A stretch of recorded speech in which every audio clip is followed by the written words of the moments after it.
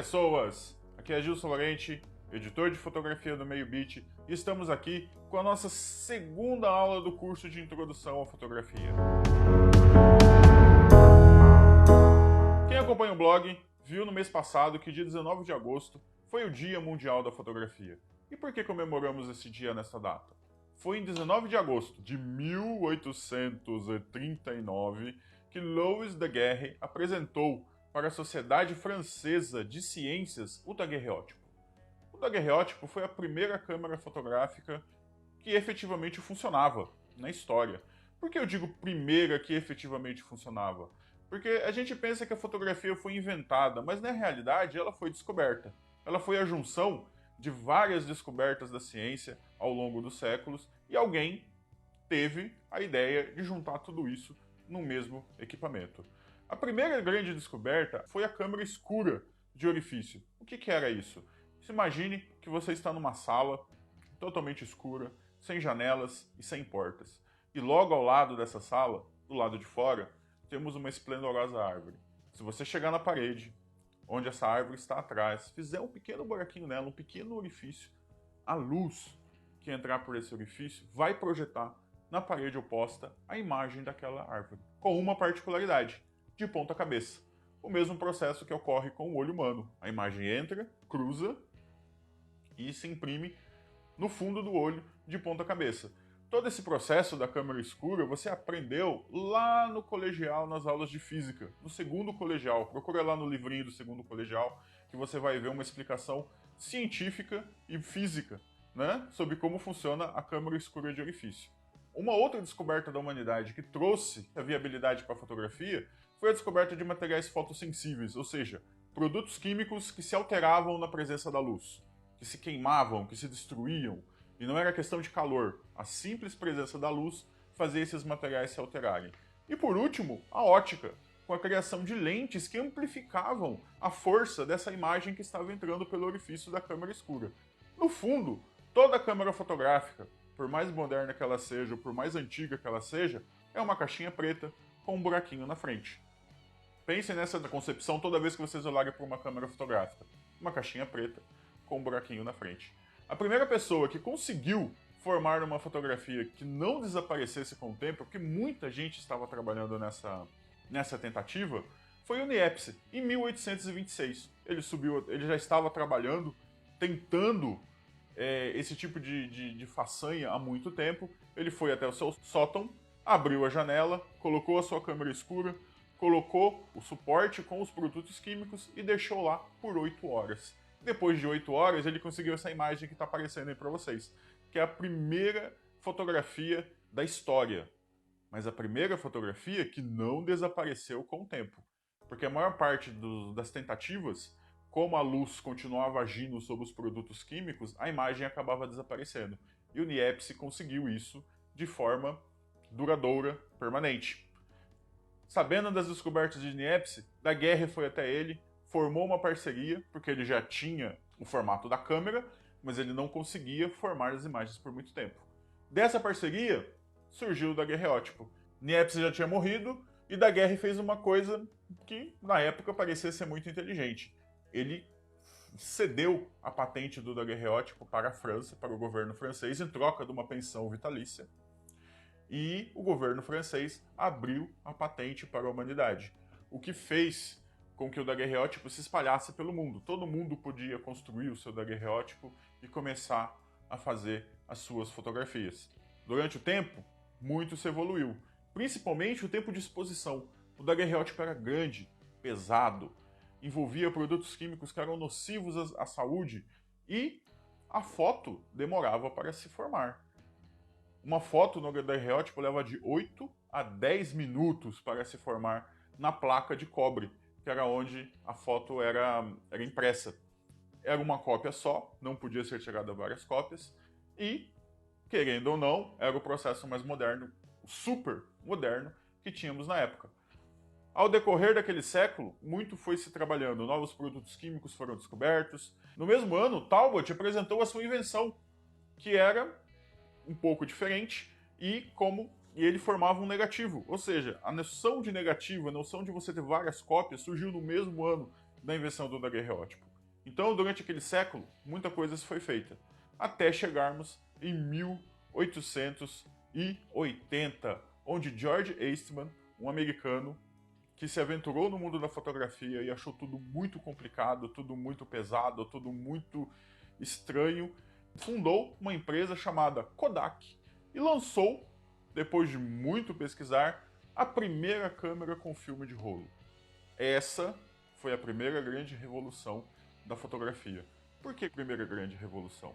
Antes da invenção de Eastman, se você quisesse ter um retrato da sua família, se você quisesse ter um retrato seu, você precisava procurar um fotógrafo profissional e pagar muito dinheiro por aquele retrato. Então, apenas pessoas abastadas, apenas pessoas da alta sociedade tinham o prazer de ter um retrato, uma fotografia em casa. Eastman acabou com isso. Ele inventou uma câmera que parecia uma caixa de sapato, sem visor, você tinha que apontar mais ou menos para a pessoa que você ia fotografar, e ela vinha com um filme de rolo com 100 poses. Você fotografava essas 100 poses, pegava a câmera, levava na loja que você comprou, deixava com o vendedor, ele mandava pelo correio para a Kodak abria a câmera, tirava o negativo, revelava, colocava outro rolo de 100 poses, fechava a câmera, juntava as cópias reveladas junto, devolvia pelo correio pela loja e você ia buscar. Fala, nossa, hoje isso seria uma loucura.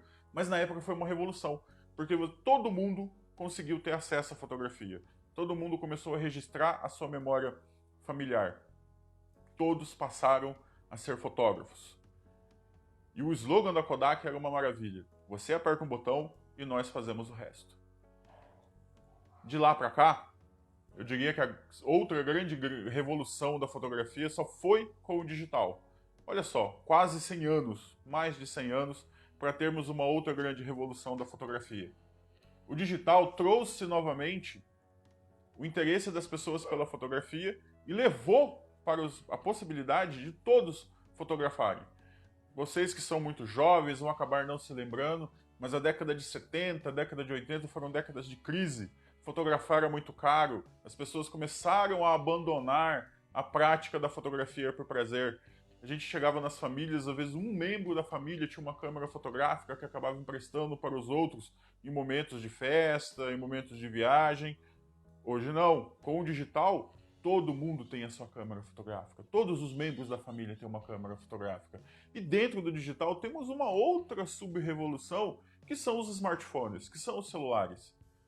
Hoje, os celulares mataram a indústria de câmeras compactas, porém, nunca se produziu tantas fotografias como agora. Nós chegamos no momento atual em que nos encontramos na fotografia. Antes da gente entrar nas questões mais técnicas e práticas, cabe a gente fazer uma pequena reflexão. O momento atual que nos encontramos, que é o da fotografia digital, temos uma quantidade absurda de pessoas fotografando e, acima de tudo, temos uma quantidade absurda de pessoas fotografando sem o devido conhecimento fotográfico.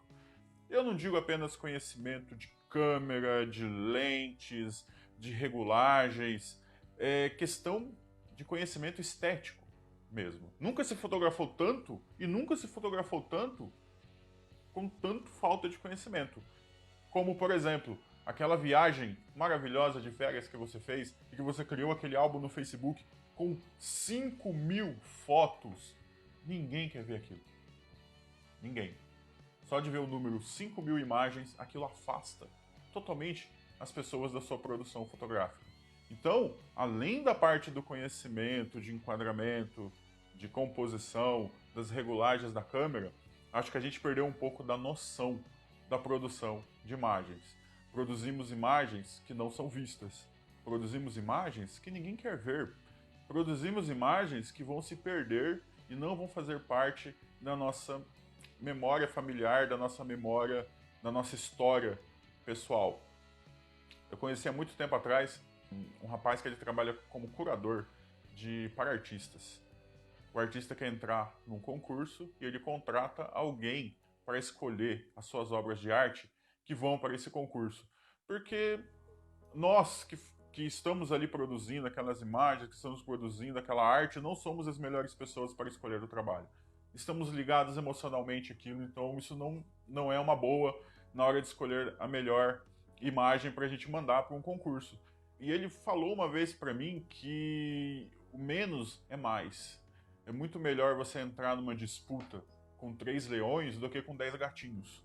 Ou seja, a quantidade de imagens não muito boas que você está fazendo ofusca aqueles 10% de imagens maravilhosas que você está fotografando.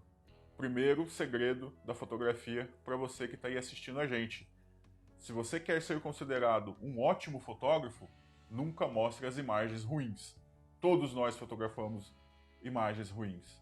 Eu fico muito feliz quando eu volto de uma sessão fotográfica e eu tenho 10% de imagens muito legais. E são esses 10% de imagens que eu vou mostrar para as pessoas, que eu vou mostrar para o meu cliente. Eu não vou mostrar aqueles 90% de imagens que não ficaram legais, porque elas ofuscam aqueles 10%. Né? A gente vê a prática aí hoje em dia dos fotógrafos de casamento entregando 3, 4 mil imagens para os seus clientes, quando a gente sabe que é uma porcentagem muito pequena de imagens boas que a gente tem naquele trabalho. E quando o cliente retorna as imagens escolhidas, você fica pensando, nossa, mas tinha tanta imagem legal e ele escolheu essas tão esquisitas, porque a quantidade de imagens cansou ele, ofuscou as boas. Chega um momento que a pessoa já começa a escolher no automático que ela quer se livrar daquilo lá, ela não aguenta mais a imagem. Então, quer ser um bom fotógrafo? Sempre mostre somente as boas imagens. Para finalizar essa aula, que já está mais longa do que a proposta inicial, vocês me desculpem, eu falo demais e quando eu fico nervoso eu falo embolado. Vocês perceberam isso? Fica bem esquisito. Já vamos começar a entrar no que diria a prática da nossa fotografia. Fotografia. Foto, luz. Grafia, escrever. Escrever com a luz. Olha que coisa romântica, né? Olha que coisa bacana. Escrever com a luz. E dentro da nossa fotografia nós temos 2 elementozinhos básicos. O primeiro é o assunto. O segundo, o equipamento. Que a gente vai começar a falar de equipamento na próxima aula. Mas vamos falar do assunto. O assunto, o que fotografar? Como fotografar? Não é? Que é a parte mais difícil. Todo mundo tem sua preferência. A pessoa que fala para mim, eu gosto de fotografar de tudo. Eu penso, essa pessoa não se encontrou ainda no mundo da fotografia. A gente acaba sempre tendo algumas preferências. Por mais bizarra que ela seja, não é? Tenho amigos que gostam de fotografar tampinha de garrafa, tem amigos que gostam de fotografar coisas enferrujadas. Eu tenho um amigo busólogo que ele gosta de fotografar ônibus. Sim, ônibus, procure no Google, busólogo, isso existe. E são muitos. Dá medo, mas eles estão lá. E o que você tem que perceber é o seguinte, quando você está fotografando qualquer coisa, seja uma flor, seja um objeto, seja uma pessoa, na realidade você não está fotografando esse objeto. Você está fotografando a luz que reflete desse objeto e chega até sua câmera. Então, para ter fotografia, precisamos ter luz. Mesmo que você não a veja. Por quê? Porque existe uma quantidade gigantesca de fotógrafos cegos no mundo. Procura no Google Blind Photographers. Vocês vão ver que alguns são muito famosos, alguns já exporam em grandes galerias de arte, e eles não fotografam o que eles veem, eles fotografam o que eles sentem. Eles fotografam cheiros, eles fotografam texturas, eles fotografam sons. Uma maneira diferente de fotografar. A gente fica meio confuso. Como assim a pessoa é fotógrafa e ela não enxerga? Sim, isso existe. Então, entender a luz que reflete desses objetos é 90% do ato fotográfico. Você tem que perceber que a luz adquire algumas das características desse objeto que está refletindo essa luz, como a cor, por exemplo. Isso influencia no balanço de branco, isso influencia na quantidade de luz captada, coisas que a gente vai aprender ao longo desse curso. Então, não é uma coisa pequenininha. A luz vai ser tratada ao longo de todo o curso, mas você tem que entender. O principal não é o objeto que está sendo fotografado. O principal é a luz que está sendo refletida. Entendendo o comportamento da luz, entendendo como isso tudo acontece, você vai dominar qualquer tipo de equipamento fotográfico. A partir do momento que você sabe esse básico, qualquer câmera se abre para você. É apenas uma ferramenta. A sua câmera é o formão e o martelo do escultor. O seu cérebro, entendendo como a luz funciona, é que vai fazer a mágica acontecer. E você também tem que entender que a fotografia, toda foto, toda imagem, é a junção de 3 momentos. O primeiro momento é aquela foto que você captou no seu cérebro. Você olhou e você identificou que ali tem uma grande imagem. Depois de 20 anos de fotografia, no meu caso, depois de 20 anos de fotografia, tudo que eu olho para mim é uma imagem. Eu olho e já penso, pô, ficaria legal esse tipo de enquadramento, esse tipo de composição. Pô, uma luz lateral. Né? Você fala, nossa, esse cara é maluco, ele olha para tudo e ele pensa fotografia. Mas eu tô feliz com isso. É a minha área. E quem se dedica à fotografia acaba ficando desse jeito meio doidão também. O segundo momento da fotografia é o que você capta com a sua câmera. Você olhou, pensou, imaginou como aquela imagem ia ficar, regulou sua câmera, foi lá e fotografou. E o terceiro momento é depois, a revelação no computador, no laboratório fotográfico. É o terceiro momento onde aquilo que você imaginou e aquilo que você captou vai ser potencializado para se tornar uma grande imagem. Aí você pode até dizer, ah, mas o Photoshop hoje salva tudo. Não. Conheço muita gente que pensa assim, conheço muita gente que já me falou isso. Não, fazemos aqui de qualquer jeito e depois a gente ajeita no Photoshop. Uma, que é um trabalho que você vai perder a mais. Certo? Hoje, nessa vida corrida que a gente leva, quanto mais tempo eu gastar para editar uma foto depois, é um tempo que eu vou perder com a minha família, é um tempo que eu vou perder me divertindo, é um tempo que eu vou perder adquirindo cultura. E é muito mais legal você fazer a foto deixar o menos possível para o pós-processamento. Ele existe para potencializar uma imagem boa a se tornar uma grande imagem. Né? Aquilo que eu falei para vocês lá na primeira aula, que um diamante lapidado vira uma joia, um paralelepípedo vai ser sempre um paralelepípedo. Uma foto ruim vai ser sempre uma foto ruim, independente do tipo de processamento que você aplicar nela. E esse exemplo a gente vê nas redes sociais toda hora. Certo? Aula que vem, vamos começar a falar dos tipos de câmera, distância focal, obturador, diafragma, ISO, ou seja, começa a ficar divertido a coisa. Adorei o feedback que vocês mandaram da primeira aula. Recebi muitos e-mails com sugestões, muitos e-mails com agradecimento. Ainda não temos nenhuma dúvida para tratar aqui no final da aula, alguma dúvida pesada para tratar no final da aula, mas todas as sugestões foram anotadas, todos os agradecimentos foram respondidos e eu espero que vocês continuem curtindo, que vocês continuem dando um retorno para a gente. Dúvidas? É só mandar para gilson@meiobeat.com. Assina aí o canal para você receber o vídeo sempre que ele for postado. Dá um joinha se você gostou e a gente se encontra semana que vem na próxima aula.